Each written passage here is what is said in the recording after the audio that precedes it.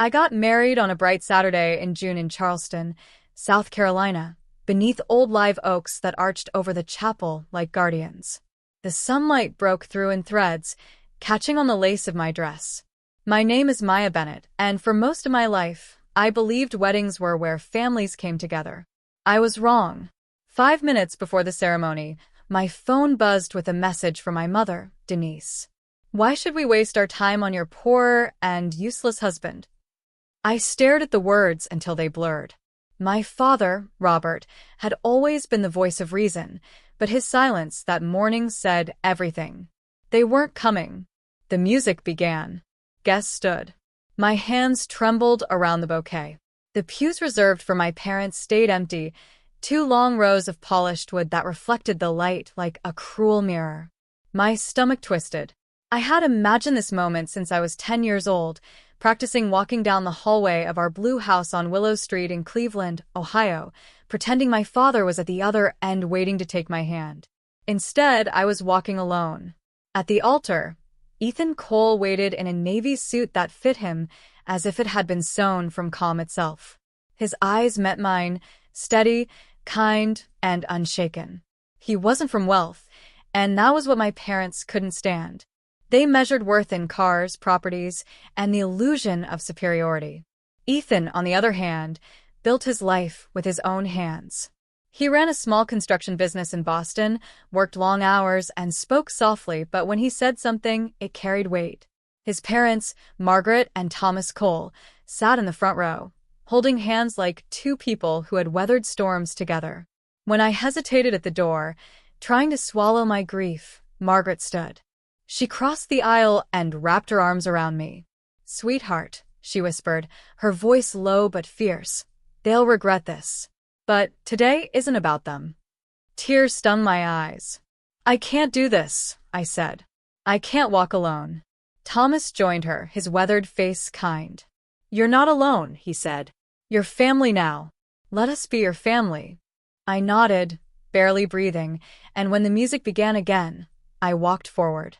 My dress brushed the floor like soft thunder. Every step was heavy, but Ethan's smile steadied me. I reached him, and when he took my hands, the world finally quieted. The vows came out trembling but true. Ethan promised me patience, loyalty, and laughter in hard times. I promised him strength, honesty, and that I'd never let pride poison love. When he slid the ring on my finger, my phone buzzed again inside my bouquet. I ignored it. We kissed, and the guests cheered. The organ roared, and for one fleeting moment, I let myself forget the two empty seats that were supposed to hold my parents. At the reception behind the church, everything glowed golden under the setting sun. There were simple garden lights strung between oak trees, white linen tables, and a two-tiered cake that Margaret had insisted on baking herself. Ethan was laughing with his friends when I saw his parents step aside, phones in hand. I thought they were checking messages. Instead, Margaret gave me a knowing look and said, "Sometimes the truth needs witnesses." They began posting photos, nothing boastful, just real. One showed their brick townhouse on Chestnut Street in Boston, valued now at about $4.2 million. Another showed their lake house in Camden, Maine, a white clapboard home with a dock stretching into the still water, worth over $2 million. Then came a photo of Thomas standing beside his company's sign, Cole Construction, with a caption, 40 years of building an honest life. The last photo was a list, students funded by their family trust, $75,000 a year in scholarships for orphans and children who had lost a parent. The caption read, "We raised our son to value people over money." I froze. It was quiet, direct, and devastating. Within minutes, the post began to spread.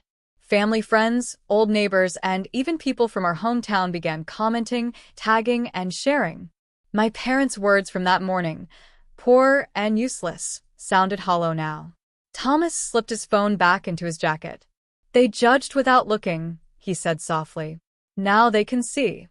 An hour later, my phone started lighting up, first a call from my father, then another from my mother. I didn't answer. Then came a stream of messages. "We made a mistake. We didn't mean it that way. Please pick up." My hands trembled, but Ethan saw the panic and took my phone gently. "You don't have to deal with them tonight," he said. "Not today." He led me to the dance floor. The first song began, a slow tune that wrapped around us like safety. I rested my head on his shoulder. He smelled faintly of cedar and cologne. "Do you regret it?" he asked quietly. I shook my head. Only that they couldn't see what I see. He smiled. "They will. But by then, it won't matter." We danced as twilight softened the garden. I saw Margaret and Thomas watching us, their faces glowing with quiet pride. Around us, guests clapped, laughed, and toasted, unaware of the quiet battle that had just unfolded. My parents had tried to humiliate me by absence, but in their silence, they revealed their weakness. When the night ended, Ethan and I walked to the car with tin cans tied to the bumper. I looked back once at the church. The chairs were being folded, the candles blown out. The 2 empty seats near the aisle were gone, but their shadows stayed with me. I thought of the message my mother had sent. The words had hurt, but something deeper had shifted. I wasn't the girl waiting for approval anymore. I was the woman walking forward, without it. That night, as Ethan and I drove toward our new life in Boston, the stars hung low like quiet witnesses. My phone buzzed again. I turned it off and rested my head against the window. For the first time in years, I didn't care who approved of my choices. I had a husband who stood beside me, in-laws who believed in me, and a heart that had finally stopped begging for love that had to be earned. The lesson of that day came softly but stayed forever. Family isn't built by blood or by name. It's built by those who stay when everyone else walks away. And as the road stretched ahead of us under the wide American sky, I knew I would never walk alone again. We left Charleston just after sunset, the air thick with salt and leftover laughter. The tin cans tied to the bumper clattered behind us as we drove north along the coast.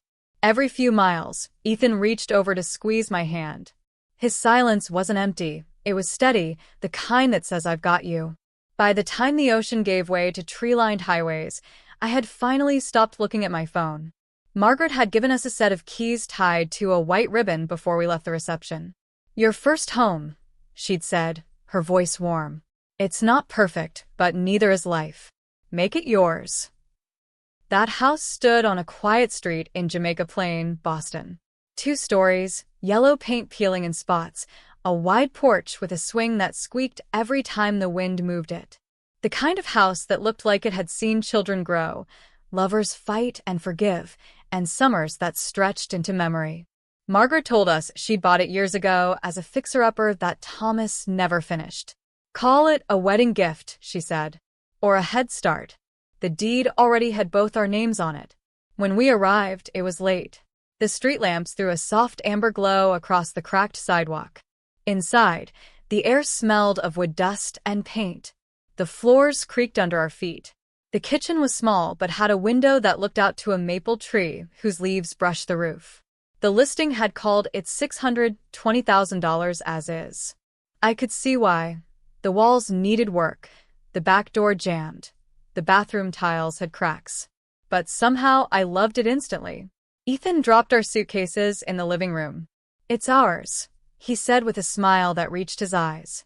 We didn't have a bed yet, so we spread a mattress on the floor and ate leftover wedding cake with our hands. The next morning, sunlight poured through the window and landed on the wall where someone had once hung family photos. I imagined what ours might look like there one day. Then the phone buzzed. My parents. Again. The first message read, "We were worried about you." The next one, "We were only joking about your husband." Then came, "You embarrassed us by letting his parents show off online." It was tasteless. The words made my throat tighten. They couldn't even pretend to care without making it about their pride. I typed a reply 3 times and deleted it each time. In our blue house in Cleveland, they had taught me independence, then punished me for practicing it. When I refused to marry the son of my father's business partner, I became disappointed. Loving Ethan was my rebellion. I closed the phone. Ethan handed me a mug of coffee. "Bad?" he asked.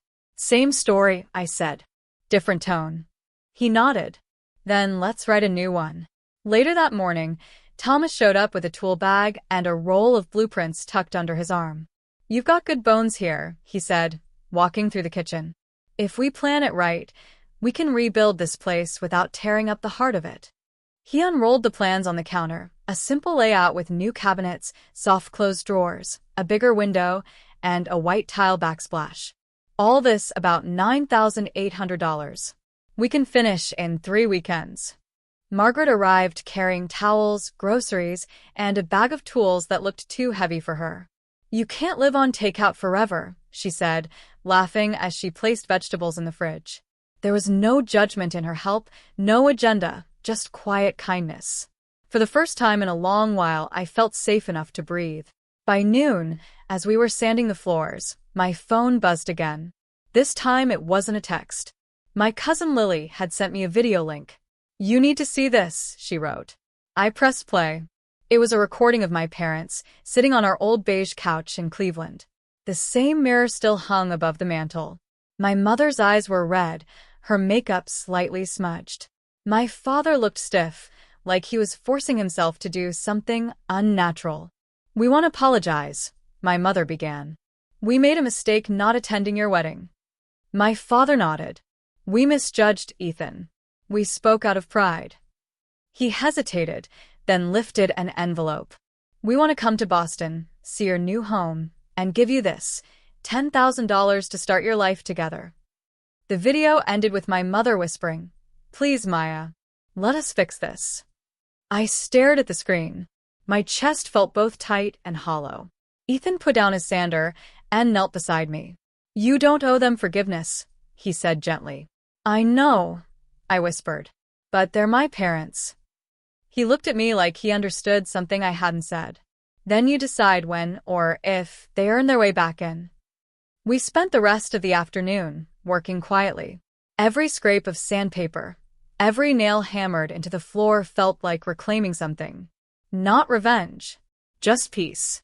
That evening, as dusk settled over the porch, I sat outside with a glass of lemonade and watched the street. The maple tree rustled softly, scattering a few leaves that glowed orange in the lamplight. Ethan joined me, resting his arm around my shoulders. "You're thinking about them," he said. "Always," I admitted. "But it hurts less now." He smiled faintly. "That's progress." I leaned against him, listening to the faint hum of the neighborhood.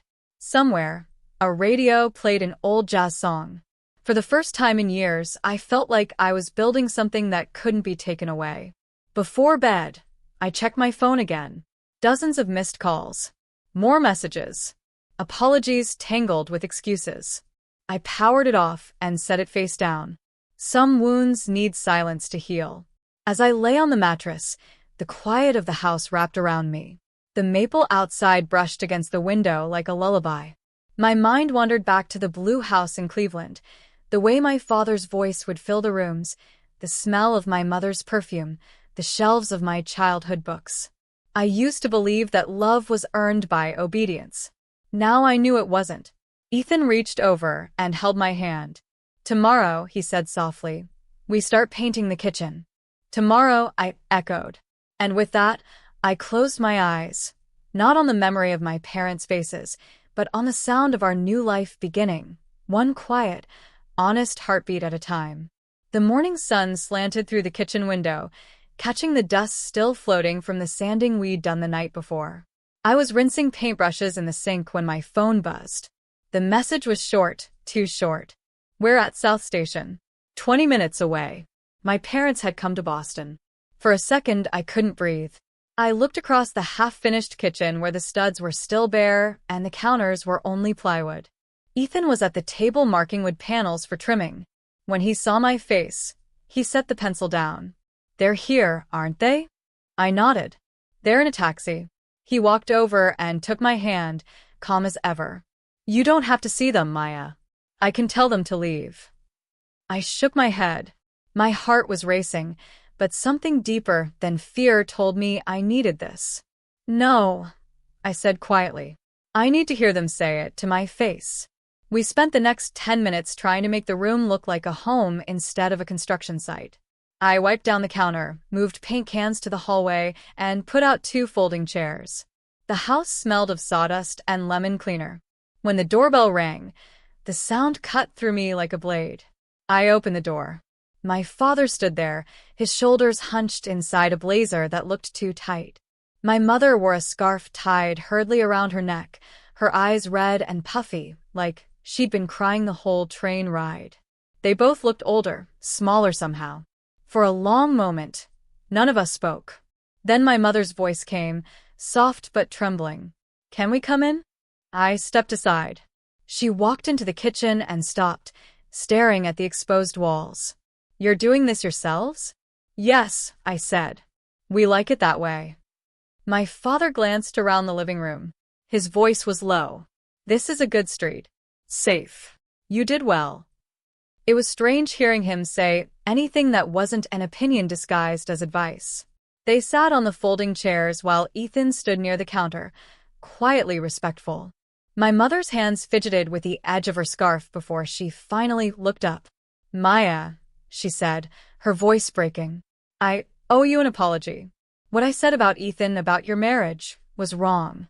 I was angry, but that's no excuse." My father leaned forward, his elbows on his knees. "She's right. I was wrong, too." He paused, struggling for words. "I followed her lead because I was afraid. Afraid of losing you. Afraid you'd marry into a family that wouldn't need us anymore. I let that fear turn into pride." He reached into his coat pocket and pulled out an envelope. "We brought this," he said, sliding it across the plywood counter. Inside was a neat stack of $100 bills, 10,000 in total. "It's not a loan, and it's not to buy forgiveness. It's just help. That's all." The air felt heavy. I didn't reach for it. "It's not about money," I said softly. "It never was." My mother's lip trembled. "I know." Before I could say anything else, the doorbell rang again. It was Margaret and Thomas. I hadn't told them my parents were coming. They just seemed to have a sixth sense about when to show up. Margaret stepped in with a paper bag of sandwiches. "Thought you two could use lunch," she said, smiling, then noticed my parents and added, "Oh, you must be Robert and Denise. We've heard about you." If my parents expected coldness, they didn't get it. Margaret and Thomas treated them like old friends who'd simply gotten lost for a while. Within minutes, Thomas had my father out on the porch, talking about how to fix the door hinges. Margaret poured tea and handed my mother a cup like it were the most natural thing in the world. "Do you like to cook?" Margaret asked as she unpacked sandwiches. My mother blinked, caught off guard. "Meatloaf," she said quickly, then added, "That sounds silly." "Silly keeps you fed," Margaret replied with a warm smile. For a moment, something eased in my mother's shoulders. The afternoon unfolded in slow rhythm. Between bites of sandwiches, the conversation shifted from apologies to memories. My parents told stories from when I was little. Picnics by the lake, burnt pancakes on Sunday mornings, things I'd almost forgotten. They laughed awkwardly at first, then genuinely. Now and then, silence would fall, and I'd feel the space between us again. The years of disappointment and pride, all the times I'd been told love came with conditions. At one point, my father looked around and said, "This is a good start. You're building something real." "Trying to," I said. When the light outside turned gold, it was time for them to go. I walked them to the porch. The maple tree threw long shadows across the steps.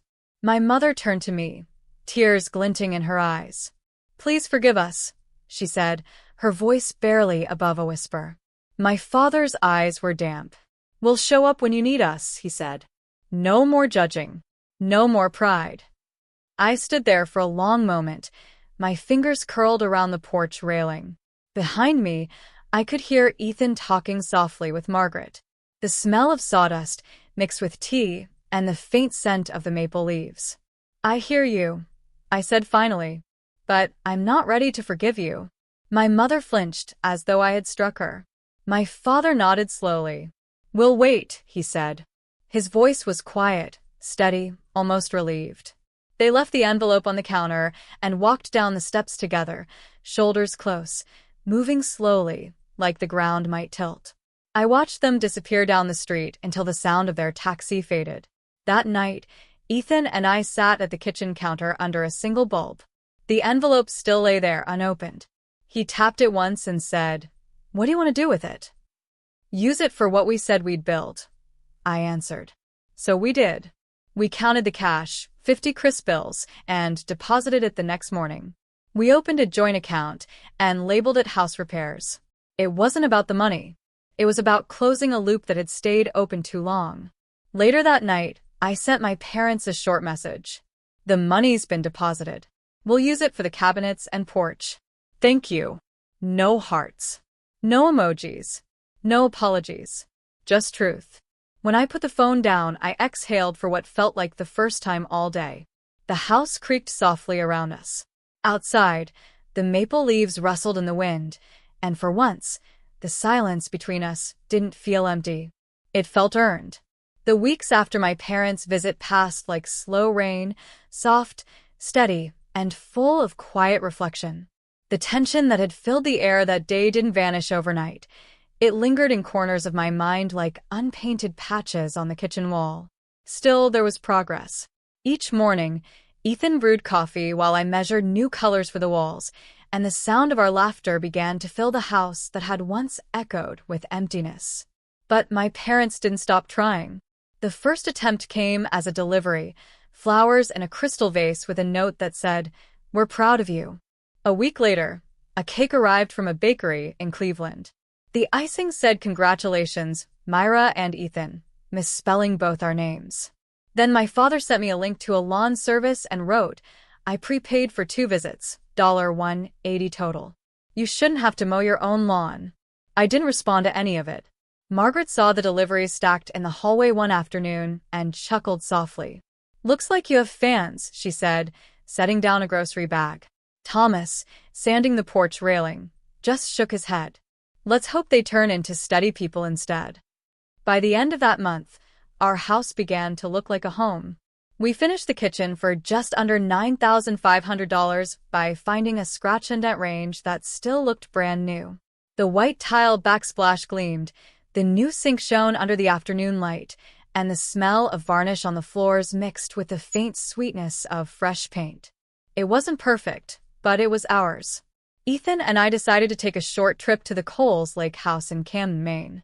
The house sat on the edge of a quiet inlet, its dock stretching into still water that caught the sunlight like glass. We loaded the old pickup with a bag of groceries, a camera, and not much else. For 4 days, the world felt simple. We made pasta on the small gas stove and ate it barefoot on the dock while the sky turned silver. We built a fire every night and talked about what we wanted from the next 5 years: children, a growing business, and a savings goal of $30,000 for emergencies and future repairs. It sounded ordinary, but to us, it was freedom. On the 3rd morning, I sat at the dock with my coffee when my phone buzzed. The message was from an old family friend in Cleveland. "Have you seen what your parents posted?" My chest tightened. I opened the link. It led to a social media thread filled with photos from my childhood. Me riding my first bike, me in a school play wearing an oversized crown, me with braces and bright eyes that hadn't yet learned disappointment. The caption read, "We miss our daughter. We hope she forgives us one day." Hundreds of people had commented. They wrote things like, "You raised her so well. She'll come around, and family always finds its way back." But others were sharper. "She's cold," one wrote. "Ungrateful." Another said, "You gave her life. How can she ignore you?" For a moment, I couldn't breathe. I sat there, watching the sun shimmer across the lake. Ethan came out carrying a fishing rod and saw my face. He didn't ask what was wrong, he didn't have to. He just sat beside me, wrapping his arm around my shoulders. The air smelled of pine and still water. "I'm not angry," I said finally. "I just feel tired." Ethan nodded. "You don't owe the world your story, Maya. Let them talk." I stared at the horizon where the lake met the sky. For the first time, I realized I wasn't angry either. Just free. There's a peace that comes when you stop trying to explain yourself to people who only listen to be right. That night, after dinner, I wrote a message to my parents. I saw your post. I know it came from a place of regret, but public forgiveness isn't real forgiveness. I love you both, and I wish you peace. But I'm not ready for visits, posts, or explanations shared with strangers. Please take it down, and when you're ready to speak in private, without an audience, I'll listen. I hit send, then turned off my phone. Ethan reached for my hand. We sat in silence, listening to the slow lap of water against the dock. It was the sound of distance, steady, necessary, and gentle.